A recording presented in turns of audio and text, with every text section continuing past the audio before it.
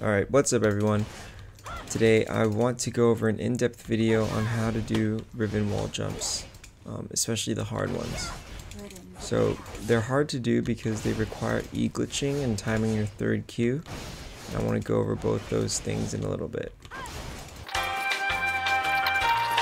Okay, let me just try to do this a few more times in a row, or else who the fuck am I to talk about this, right?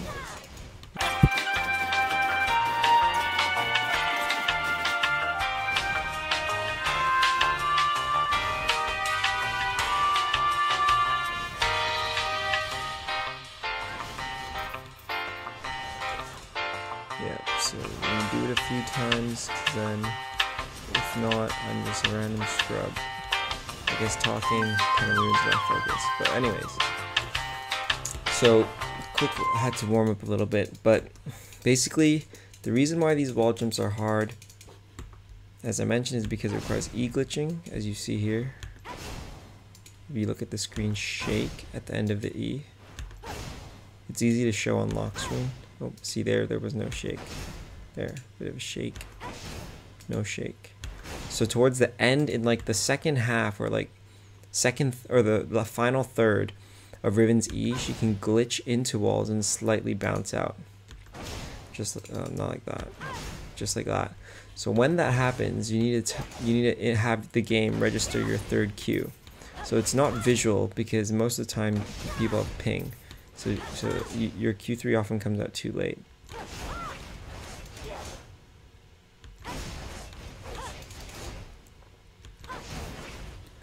But if not, then you can nail this wall jump every time. And if you're focused and not talking too much. Okay, so I want to go over visually what using Q3 too early and too late look like. That's too late. And that's too early, but there was ping, so maybe that's not a good example. That's too early. That's way too early. That's perfect. Perfect. So it's like EQ, that's too fast. Okay, that's way too slow. That's too fast. It's too slow. Let's try to make it even better. There, that's too slow. Okay. So you can tell based on whether Riven has glitched back out or not. If she hasn't even touched the wall, then you're too early, and that's too late there, right? So if she's already glitched back out, then you're too late. That's basically the only two things you have to know. And I'm going to get into actually how you practice that, because just knowing that isn't that useful when you don't know how to fix it, right? Or when you don't know how to, you don't know what to do with the visual feedback. So the most common fuck up with Rivens is using EQ3 on thin walls. Well, I shouldn't say that. The reason why you often fuck these walls up is because you always use EQ3 on thin walls. What this does is it often enforces a bad habit of just spamming EQ3, and most people are locked in one way of doing EQ3. So no matter what, they'll just always EQ3 the exact same way. And when you do that, a lot of times it won't work for these jumps, like that one. But it'll work on jumps like these, right? And the reason is because these walls don't require E-glitching. So your E doesn't actually have to enter the wall. Your Q3 will always get it. All the E is doing is changing your direction. Because people, when they're doing this, they're too lazy to do that. Okay, it wasn't even perpendicular, but that, right? So like box, for example, is really good at doing that stuff. Alright, so when you train a motor pattern to just EQ3 really fast every time, which is normally the case, you end up doing that same movement pattern when you try to do these wall jumps, which require a slightly later Q3. Because if it's too early, you're not glitched into the wall yet, or far enough into the wall yet, right? And you can jump that too. So bad muscle memory is kind of the biggest culprit, and the way to fix it is to be really deliberate with your EQ3 timing and spacing. Instead of just brainlessly pressing EQ3, you have to really perfectly E and then Q3, but that's a little slow. It should look like, basically, if you use EQ3 and use the full E duration, it'll look like never stops. It'll look like Riven never stops moving. There, see, there's this like little pauses there, but it can't be so fast that your E doesn't even register. She should slow down towards the end of her E, and that's when you Q. Right, and when you get that timing down, then you should be able to do these. So one more thing I want to talk about before we get into the actual wall jumps, their landmarks, is ping. So as I mentioned earlier for a little bit, when there's high ping, or when there's variable ping, well, first let's talk about high ping. When you have ping like me right now, 64 ms, what that means is that when Riven visually E glitches maximally into the wall, if I press Q at that moment, the Q will be registered by the game 64 milliseconds later, right? So by that point, Riven often has already glitched back out of the wall, and so the Q3 doesn't go in. So that means optimally, I want to use Q3 63 milliseconds before Riven reaches the peak of her E. And that way the game will register me using Q3 at the peak of, at the end of the E, right? So that's the first thing. That's what ping does. So if you have 200 ping, for example, you can still do this. The EQ3 timing, in fact, would be exactly the same. It's just that you can't do it visually if you have 200 ping, because I used to be able to do this on 200 ping, even though I was way worse at it back then. So what this means is, if you do the exact same spacing between E and Q3, then that means facing into the wall, you'll just E and Q3 the exact same input as if you had 0 ping, but then everything will just be 200 milliseconds late. But because they're both equally late, they both still register, right? So that's an important point. They would be equally late. So what's bad is if there's variable ping, because then your E and Q3 spacing, which has to be really precise, or the timing, the time between your E and Q3, that has to be really, really precise, and variable ping would messes that up. And so when even if your ping fluctuates, so let's say from 60 to 90, that's horrible. It makes doing this really bad. Or 60 to 150, which is what often happens to me, right? To 130 to 150, like it always just randomly happens, and then during that moment the inputs are all screwed up.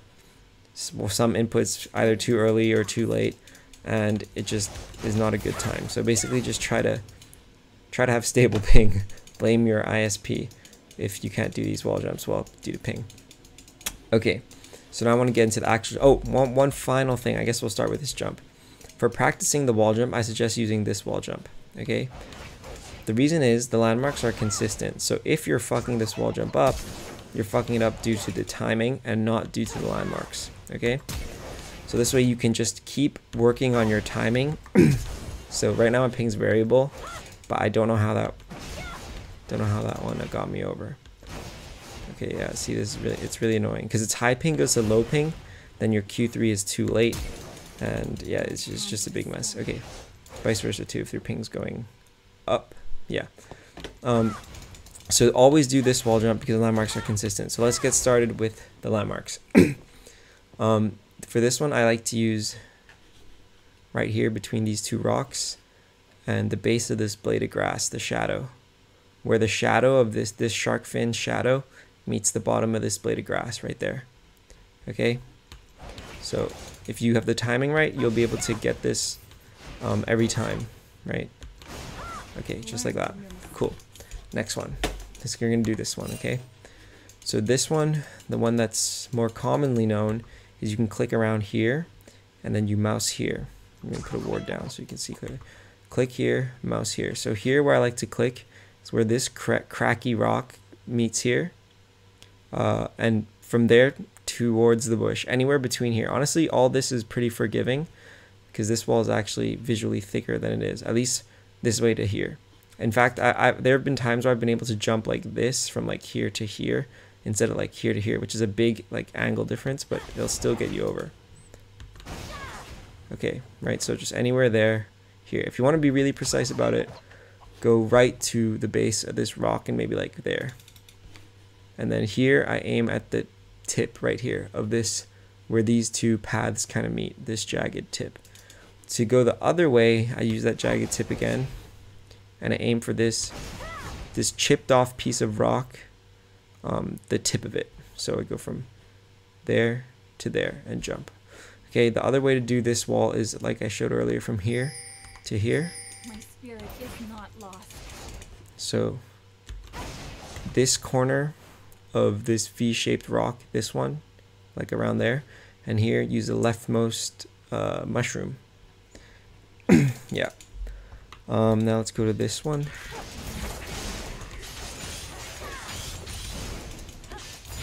Okay, this one you use between the next to these 3 claws, and you go to there. Oh, yeah, these 3 claw marks right next to it. Maybe a little bit more forward, maybe like there, and then aim for these 2 green things, just like that. And on the way back, exactly the same, but you can't be this far, so maybe like here.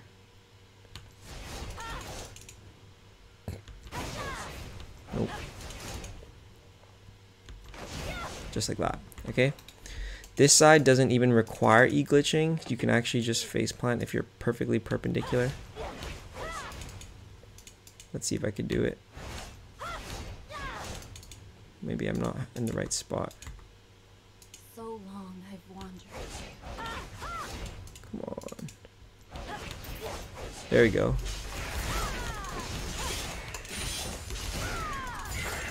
And then the same thing to get over, but here you actually go through this tree. This tree is visually thick, but it's not part of the wall, so the wall's actually thinner. So you don't go through here, you go through here. Like that. You don't even need e-glitching, as I said. You can literally just face plant the wall. Come on.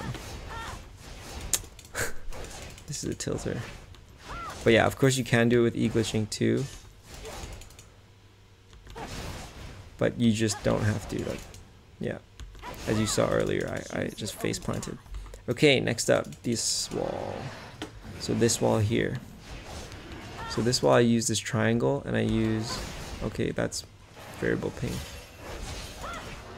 You can feel it on the inputs. Okay, I use this triangle. Oh, sorry about that. Anyways, here for the landmarks, I use between this corner crack. I kind of just click around here, and I aim for this triangle, crack a rock. You can also aim more towards this horseshoe thing. It also works. Oh, I guess not. I think that was an early cue though. There we go, yeah. You can aim there, as you can see. So, yeah, but you can't start that close. You need to be a little bit further back. That's an early cue again. Early cue. There we go. Okay, next up, this one. So this one, I fucking hate this one. This one's horrible to do. It's really annoying. Oh, I did it. Cool. Now let's see if we can do it on the other way, because it's really annoying. Oh, thank God. Okay. Okay, so this one, I use the tip of this machete, the kind of middle right there. Of the middle of this curvy bit. So ignore this straight bit. Cut it off, right? The middle of this curvy bit, like around there. And then on this side, I aim for right here. This tip of grass, thing of grass, I aim for this shadow, or the tip around there. Yeah, let's see if I can do it again. Because maybe that was pure luck. Oh no, it wasn't. Okay, cool. Maybe it still is. Okay, it isn't. Whew, Liddy. All right, smooth. Next one is this one. This is the last one I'm going to go over today, because this is the last one I know. Oh my God, let's go. Okay, so this one. Oh yeah, and I mean, I think you can see how I edit this, so you can tell I'm not taking like a bazillion takes or whatever. Yeah, I should stop. Yeah, when I actually stop talking and think about the timing, you get it. So nice. This one I aim right here. So this most prominent piece of grass, because this is pretty featureless, so I just go with this middle piece of grass that's sticking out. There's like a W, the middle one. You go to the middle of the lane of grass right in front of it. I click there, and then Q3 I aim at the tip of this flower. And I got this off a YouTube video. I got all of them off YouTube, off various YouTube videos. but I'm not sure where those videos are. They're pretty low view and stuff, so like mine. It's pretty lit. This is for the try-hard Rivens that go down the rabbit hole. So yeah, that's all the wall jumps. I hope I covered everything. So the fundamentals, it's an E glitch into a Q3. The Q3 has to be registered when you're at the end of your E, or towards the end of your E. Pay attention visually to what Riven's doing, whether you're Q3ing too early or too late, and try to slowly adjust it. Like if you're going slightly too early, try to just slow it down a little bit. And it's actually quite hard to control your fingers to really do that, but slow it down. And if you want to practice, try to just practice using a full E into a third Q. And then when you have that really down, then you should be able to make the wall jumps. A common fuck up is this, pressing EQ3 really quick for a direction change, and it causes people to have an ingrained motor pattern. So you need to really focus and be deliberate to break out of that motor pattern.